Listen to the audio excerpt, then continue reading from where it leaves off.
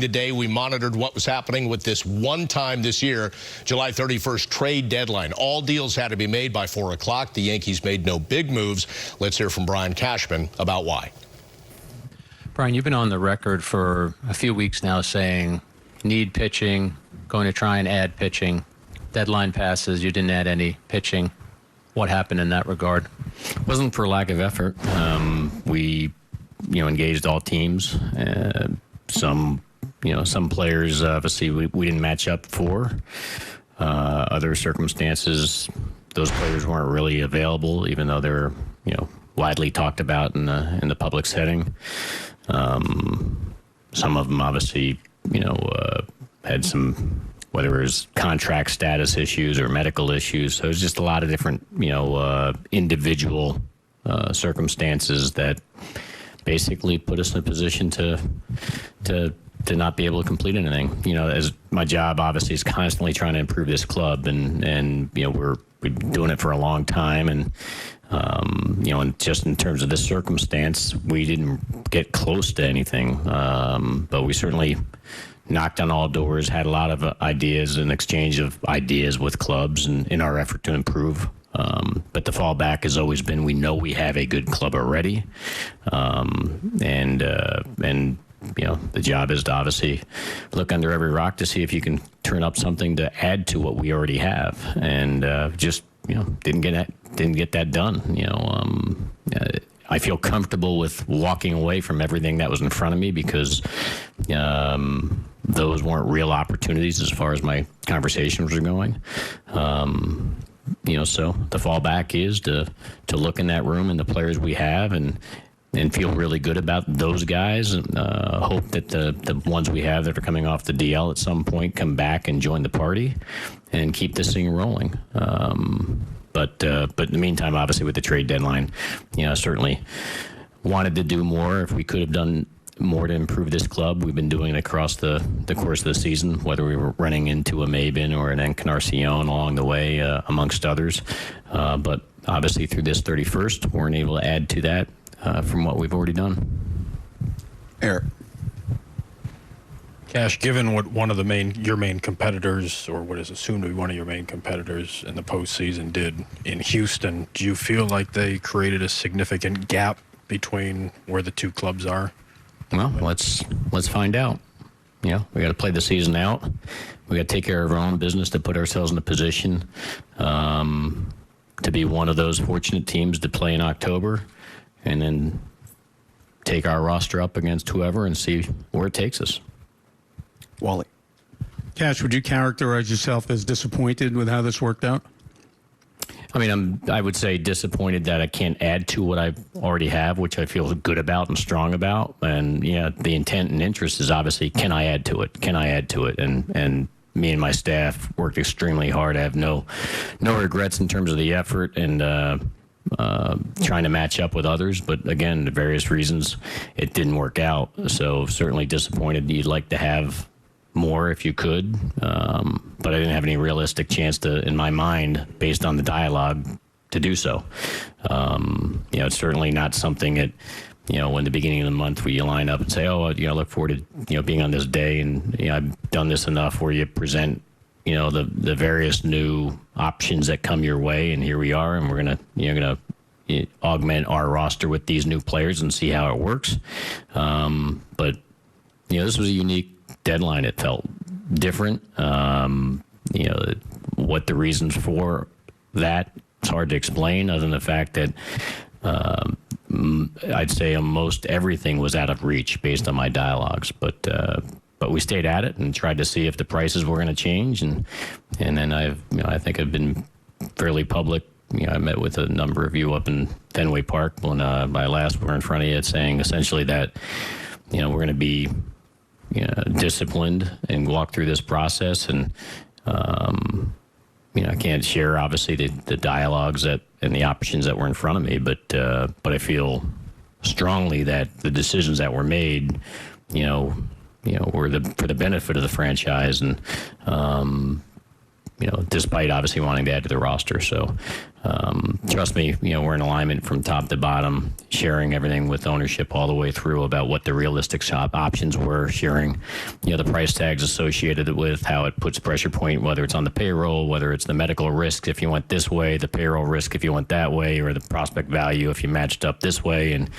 And there was nothing that lined up to the point where we were a go on. So, again, you fall back and look at the roster you have and feel like, well, this is a damn good roster, and it can compete, we feel, with anybody in the game. You always want to reinforce for the stretch drive because of injuries that could happen, and like the more the merrier. But because of how it shaked out, we're going to basically look to hopefully add from our disabled list, which we have some pretty star-studded guys sitting there waiting in the wings, and hopefully their rehabs finally finish off properly, and they can join this club and reinforce us and make us the best we can possibly be. Did you have any serious discussions with the Mets in regards to Wheeler and or Syndergaard?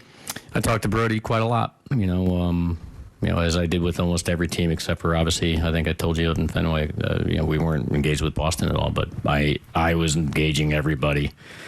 So, yeah, I talked to the Mets. James, to the right. Cash, you said some of the prices weren't realistic, and what specifically do you mean by that? Like financially, prospect-wise, and at that point, obviously a contending team with the idea that you guys are close, and to add, I guess, would have to quote-unquote overpay at some point. Was that just beyond a comfort zone for you, the way some other teams maybe add and just essentially have to give up top prospects to do so? I think if they're all individually answered. The overpay, as a buyer, you have to, for the most part, it has to hurt. I get that, so, but I was not willing to do what was available and what was being presented. Certainly, and clearly my counterparts were unwilling to do what I was willing to do in my offers. So, maybe my counterparts felt my offers were underwhelming, and I certainly felt their offers were overwhelming. We just never matched up, and and as I said, there's a lot of players that were allegedly available in the marketplace that really weren't. As you see, they weren't moved. You had the conversations regardless and knocked on the doors, and then some of the players that were available in the marketplace, we didn't really value, especially but we'd knock on the door. Maybe they have a different role for us, be a long man or something like that, but those prices weren't really good. So, listen, we tried to look at different ways to navigate, see if we can match up and add to, again, what we have. But, and I fall back. We have a very strong position group, obviously a very deep bullpen. The rotations obviously was a focus, and if it wasn't the rotation, we could fall back into the bullpen. We navigated all of that, but we still came away with the best play was we did nothing. And we did nothing for a good reason, because we felt that everything that was in front of me was really not obtainable based on the associated costs. And that's with understanding, as a buyer, you have to step up and overpay. But these were prices that I felt were making things way out of reach. So way out of reach and way out of line. So, that's why we're here today talking about the decision to do what we did, which was stand pat, fall back on that current roster of guys we have in there, and then obviously wait for some of the people that we have on the disabled list to come back. Pete, Ryan, with the situation with Voit now and with some of the other position player injuries you're dealing with, that have you in other markets other than the pitching market today? We talked about it briefly. Obviously the unfortunate thing, we're watching this game play out today, and you start seeing Didi, and you see Gio, and they get banged up a little bit, and you're like, oh, and you already know what happened, the day before Voit. But we got a very as of this date, a very deep roster of talent and options, and it goes right into AAA. So we kicked around, do I need to get another bat? Or the fact that we have the Talkmans, the Mabins, the Clint Frazier's, we got Edwin and Encarnacion, and when we talked about getting him, it was with the understanding of, all right, we're going to get Stanton back here at some point too, but Edwin protects us, if there is an issue at first base, but we looked at the versatility that DJ LeMahieu is providing. He can play first, Edwin can play first, and with a lot of those younger guys or versatile guys, whether it's the outfielders I already referenced in Tauchman and Maben and Frazier, some of the younger, talented infielders, whether it's Estrada, Valera, Tyler Wade, what have you, it gives us a lot more flexibility. Not that we want it, we want Voit back, but did I feel we needed to go to the marketplace to get a bat? After that dialogue, we felt no. We felt like we would, double down on the bats we already have and continue to focus on the pitching. Dan. Boone said that Voit, it might be a 6-week thing if he has surgery. Are you confident that if that's the case, he will be a player for you down the stretch? Well, I don't know if anybody's determined surgery is required just yet. I'm not confident he'll be back in 6 weeks if he has a surgery. I think the standard doctor evaluation from the specialist would be like, 6 weeks and stuff. But then you got to factor in baseball activities and baseball game ready and all that stuff, which usually adds on to that time frame. So hopefully it's not something that comes across his table for the playing season, but if it does, then I just kind of spoke to the fact that we have other ways we can play this thing because that the importance of the Encarnacion acquisition earlier in the season. And do you think there might be a correlation between the abdominal injury he had in London and this one? Yeah, I would say so. I mean, the abdominal injury is a core injury, and I think it's all probably related to ultimately affecting him, in that area. And so that's I think why we called it a core injury back in London. So yeah, I think it's all related. Is that disappointing then? I mean, to have him go through the protocol of going back and then suffering a similar injury? No, I think it happens. I mean, it's disappointing you have an injury, but it's not. When we were in London, we knew that there could be potential problems moving forward. It looks like this is an area that let's see how he responds to rest and recovery. And if he does, then you're okay and you can start to forget about it. If obviously he doesn't, then, we got some more issues to be dealing with, which we are dealing with now. So, I was getting to the point where I was forgetting he had the London injury till this occurred. But it's occurred. So it's either going to have to be dealt with or they'll treat it more aggressively with an injection and hopefully he responds well to that. And then we get back into that forgetting it ever happened mode. Sometimes I've, been around the block here long enough. We've had this stuff before where players get through the season with some aggressive treatment, so to speak. And then they get it dealt with in the off season. That's occurred, and with a number of our players, I don't want to name who in the past. And so, but for the ones that it's declared itself that's unreasonable, you have to go ahead and deal with a surgical intervention and then, the downtime comes with it. So hopefully that's not the case because there's no guarantee he'd get back in the time frame we want. But I guess first things first, we'll see how he reacts to the more aggressive of conservative protocols. Brendan, to the right. Does not adding a starter today over to your right all the side. way to the right, Cash. Yeah. Does not adding a starter today make it any more important that Severino comes back as a starter? You'd mentioned that it's possible you'd maybe use him as a reliever. No, not necessarily. I mean, certainly optimally, we'd love to have him back as a starter, and I know optimally that's what he wants to because he is a starter and a very good one. So listen.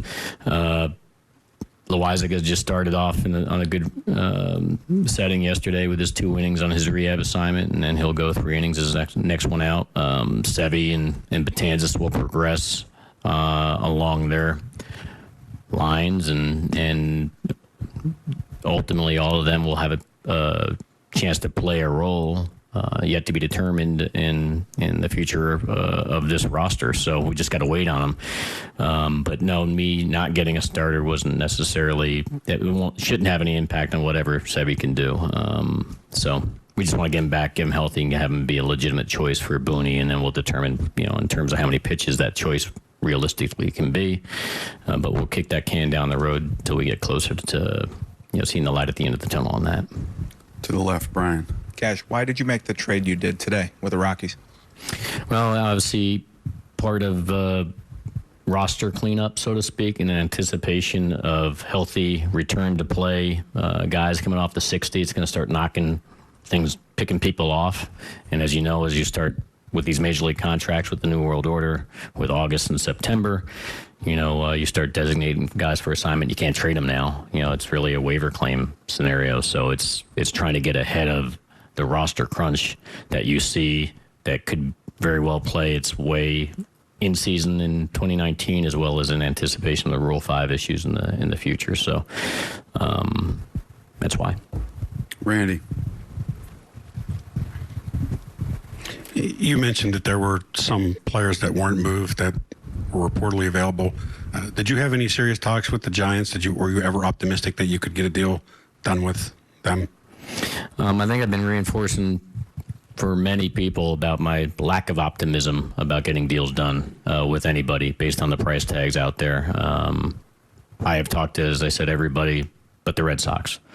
So, I had several conversations with all teams, non-Red Sox, and but have nothing to show for those talks other than talks. Christine.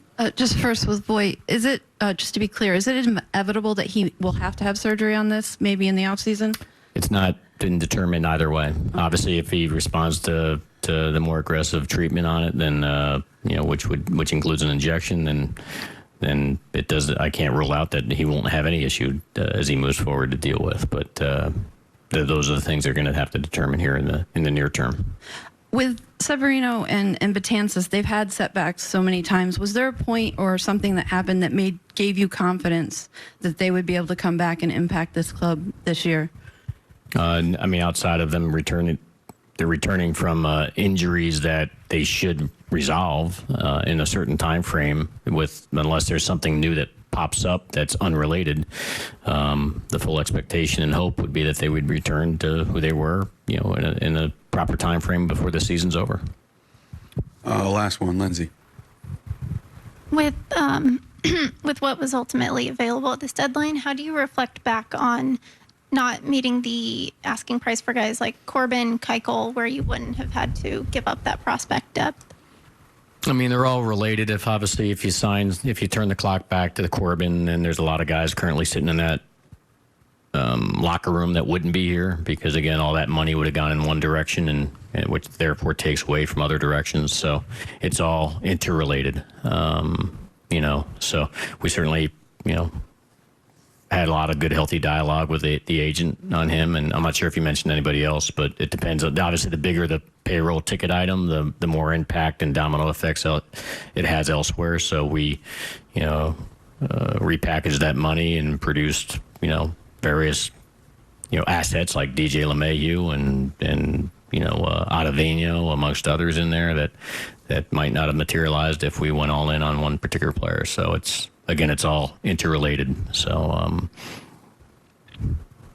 Okay. Thanks, Cash. Thanks, everybody. See you on. Well, there's Brian Cashman with an in-depth explanation that the price tags for any trades were just too high. You look at the Yankees currently on the injured list. The answers, he's made clear, are going to come from within. And Flash, even if you look at just the left side of that list, there are a variety of ridiculous